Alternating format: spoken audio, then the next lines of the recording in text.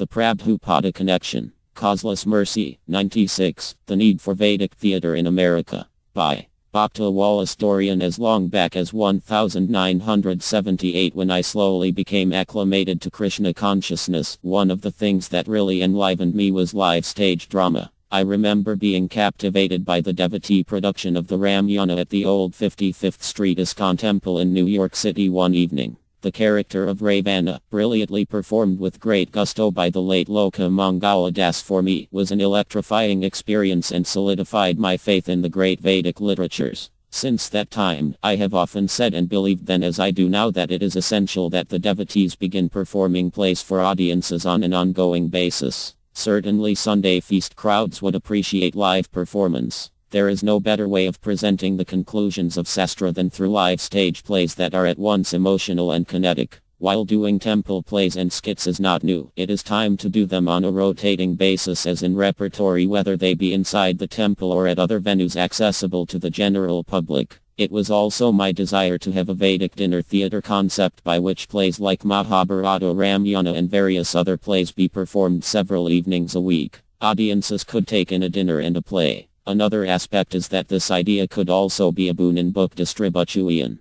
That is, buy a book, see a play. Srila Prabhupada was very enlivened and enthusiastic about plays and films and stated many times that he personally felt that Vedic plays were as good as his books. It has taken me many years to finally get to a point where my acting desires have finally been realized thanks to Krishna. http www.nextcat.com. Film Biz 108. Just where this will go is anyone's guess. In order to do the type of entertainment I visualize, it takes money and many contacts. It is to this end that I hope to turn the Vedic theatre into a concrete reality and, more importantly, to create major feature films. It is in this light that in my future blog I would like to extend an invitation to devotees around the world who are interested in theatre in any capacity to read an excerpt from some original plays that I have adapted. One, to my surprise, is being presented by iBlink Entertainment in New York City in the spring of 2008, titled The Women of Mahabharata. Since I am still doing some rewrites, I would like to present my first few pages for the pleasure of the devotees interested in wanting to present these original dramas, never before seen in ISKCON, to their congregation.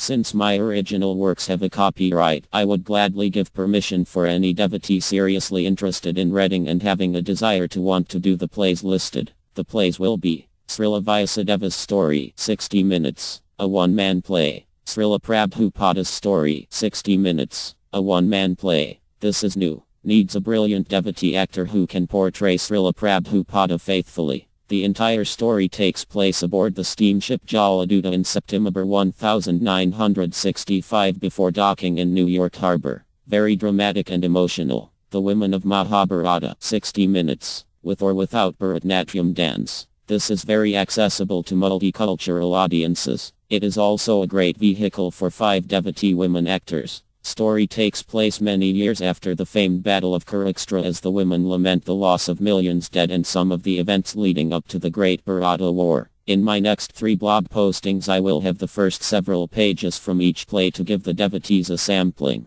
For anyone interested in participating in these Vedic theatre projects, please email the author at vedictheatre.com. Hare Krishna. Bhakta historian, actor, writer, director, editor. Bhakta historian's page, the Hare Krishna Network.